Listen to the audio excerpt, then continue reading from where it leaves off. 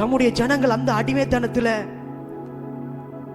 இருக்கிறது எனக்கு விருப்பம் இல்லை, நான் அவர்களை பாலும் தேனும் ஓடுகிற நலமும் விசாலமான தேசத்துக்கு கொண்டு போகணும்னு சொன்னாரே.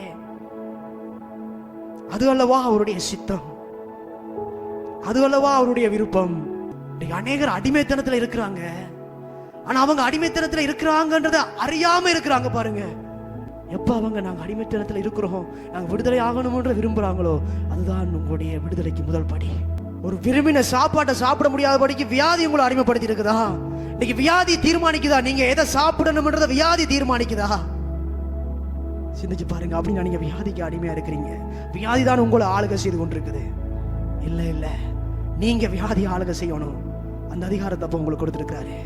இன்னைக்கு வறுமை, கடன், இது உங்களை ஆளுகை செய்து கொண்டிருக்குதா? பிரச்சனைகள் மேல பிரச்சனை, அது உங்களை வந்து ஆளுகை செய்து கொண்டிருக்குதா? உங்களை அடிமைப்படுத்தி கொண்டே இருக்குதா? சிந்தித்து பாருங்க. அது அல்ல உங்களுடைய இடம், அது அல்ல உங்களுடைய இடம். எப்ப இது அந்த இளையகுமாரன் உணர்ந்தானோ, இது அல்ல நான் இருக்கிற இடம், நான் இருக்கிற இடம் இது அல்ல. அந்த அறிவு வந்த பொழுது அவன் அப்பாவோடு கட்டி சேரினான்.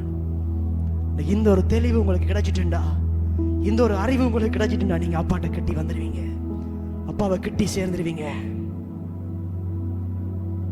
இது அல்ல நான் வாழுகிற இடம், அப்பா எனக்கு பாலும் தேனும் ஓடுகிற நலமும் விசாலமுமான ஒரு இடத்தை வச்சிருக்கிறாரே.